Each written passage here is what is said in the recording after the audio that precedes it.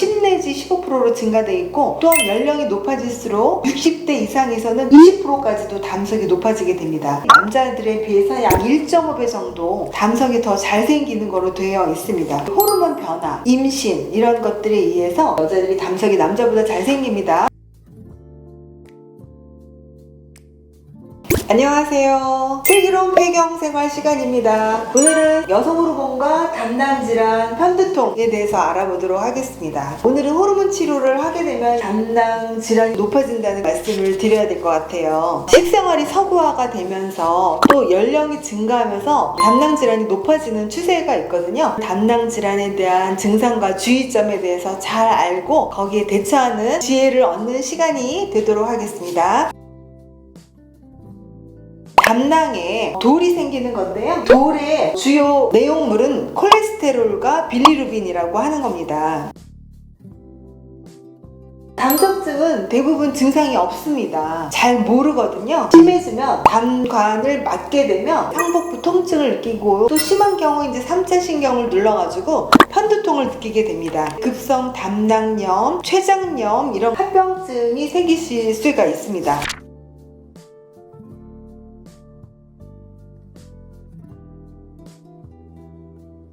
담석증은 담즙 내에 지방을 분해하기 위해서 담즙이 막 나오는데요. 이 담즙 내에 콜레스테롤이 너무 많아요. 또 콜레스테롤도 많지만 그 농도가 너무 진해요. 그럴 때 응혈이 돼가지고 담석이 되고 막히게 되고 하는데요. 그럼 어떨 때 그렇게 될까요? 너무 비만하거나 고지혈증이 있거나, 또 갑자기 너무 체중을 많이 빼게 되면 콜레스테롤이 높아져서 담석이 생기게 되고요. 또한 담즙 내에 빌리루빈이 많이 생겨도 증가가 됩니다. 빌리루빈이 너무 많이 생기게 되면은 배출이 늦어져가지고 그것이 굳어져서 담석이 생기는데, 어떨 때 생기냐면 용혈성 빈혈 또는 간경화, 간암 이런 게 있을 때 간 기능에서 혈액 응고 인자를 변화를 시켜가지고 용혈성이 됐을 때 빌리루빈이 갑자기 많아져서 결석이 만들어지는 경우가 있죠. 또한 담낭 운동이 떨어졌을 때, 담낭이 충분히 수축하지 못해서 담즙이 정체가 되면 그 안에서 농도가 높아져가지고 염증이 생기거나 결석이 만들어지겠죠. 임신을 했거나 당뇨가 있거나 너무 나이가 많은 고령인 경우에 담낭의 운동이 저하가 돼서 만들어지게 됩니다. 그 외에도 유전적인 요인이 있고요. 호르몬도 영향이 있어요.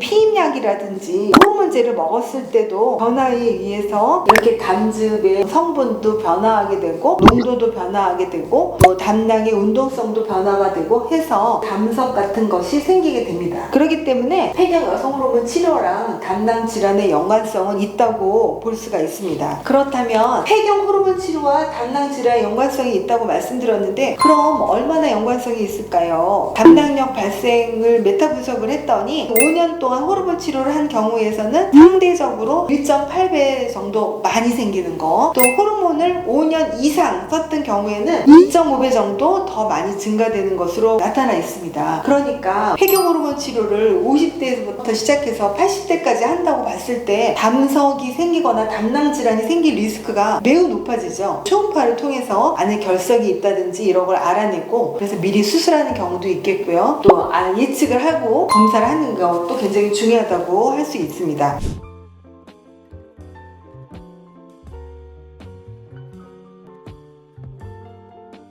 자, 그러면 얼마나 자주 생기길래 담석증의 빈도에 대해서 신경을 써야 될까요? 미국인 경우에는 전체 인구의 10 내지 15% 정도가 발생되고 매년 100만 명씩 증가되고 있는 질환입니다. 우리나라의 경우에는 좀 미국보다 빈도수가 적은데요. 식습관이랑 많이 연관이 있겠죠. 우리나라는 탄수화물 섭취가 많기 때문에 미국처럼 콜레스테롤이나 빌리루빈에 의한 담석도 있지만, 우리나라는 색소성 담석, 조금 다른 양상의 담석을 보이게 됩니다. 자, 우리나라에서는 2020년 기준으로 성인 담석증의 유병률이 증가해서 그 이전에는 낮았는데 최근에는 10 내지 15%로 증가되어 있고, 또한 연령이 높아질수록 60대 이상에서는 20%까지도 담석이 높아지게 됩니다. 그리고 또 여성들에게 불리하게 여자들이 남자들에 비해서 약 1.5배 정도 담석이 더 잘 생기는 거로 되어 있습니다. 왜 그러냐면 호르몬 변화, 임신 이런 것들에 의해서 여자들이 담 담석이 남자보다 잘생깁니다. 지역적으로는 경기, 서울 이런 대도시 지역에서 담석증 유병률이 상대적으로 더 높은데 아까 말씀드린 서구화된 식습관, 콜레스테롤이 높아지고 비만이 되고 하는 거랑 영향이 많다고 볼 수가 있고요. 그래서 최근에는 계속적으로 담석이 더 많아지는 그런 빈도를 보여지고 있고요. 연간 우리나라 의료비도 많이 증가되는 추세가 되고 있습니다. 대도시에 살고 비만할수록 남자보다 여자가 나이가 많을수록 호르몬 영향에 많이 받는다. 그래서 나이가 60대 이상의 20% 정도까지 담석도 생길 수도 있고, 폐경 여성들인 경우에는 신경 써서 담석이 생기는 걸 잘 관찰을 해야 되겠죠.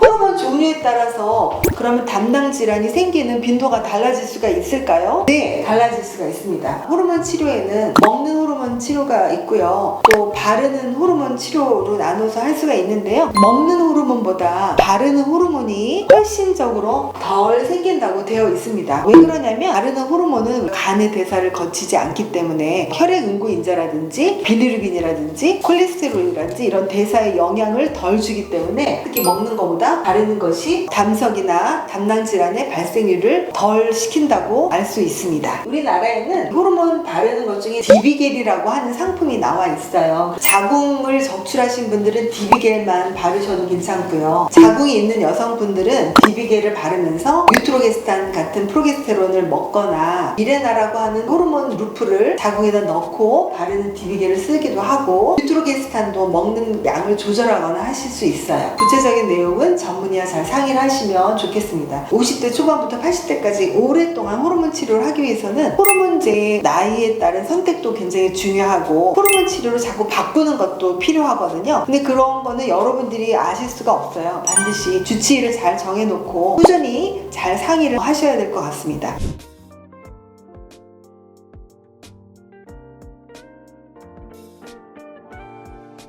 담낭 질환 환자에서 편두통이 더 잘 생기는 것으로 되어 있습니다. 또 담낭 절제술 후에 편두통이 많이 좋아지는 것을 보고되고 있습니다. 결과적으로 담낭 내에 담즙이 정체되어 있으면 그 염증이 3차 신경을 자극해서 편두통을 유발할 수가 있고, 그래서 담낭 수술을 했더니 편두통 증상이 많이 좋아졌다. 결국 담낭 질환과 편두통은 연관성이 있다라고 말씀을 드릴 수가 있습니다. 그런데 담낭 질환이 없더라도 폐경 이후에 편두통이 생기시는 분들이 있습니다. 편두통은요, 여성 호르몬의 변화에 의해서도 생기게 됩니다. 여성 호르몬의 일 중에 하나가 혈관을 확장하거든요. 혈관을 확장해서 혈액순환을 원활하게 하는데 갑자기 혈관이 수축이 되고 혈관이 좁아지고 혈류량이 감소가 되면 편두통이 생길 수 있습니다. 여성 호르몬이 급격한 감소는 안면 홍조도 생기고 편두통도 생길 수 있게 하는 역할이 있습니다. 그러므로 여성 호르몬 치료를 하면 편두통이 담낭의 질환을 유발을 해서 편두통이 생길 수도 있고, 담낭의 질환이 없더라도 혈관의 운동을 조절해서 편두통이 생길 수도 있잖아요. 그러므로 편두통 자체만 있다고 해서 여성 호르몬을 치료를 받지 말아야 된다라고 하는 금기증에는 해당하지 않습니다. 자, 그러므로 폐경기 이후에 편두통이 호르몬에 의해서도 생기고 담낭 질환에 의해서도 2차성으로 생길 수도 있습니다.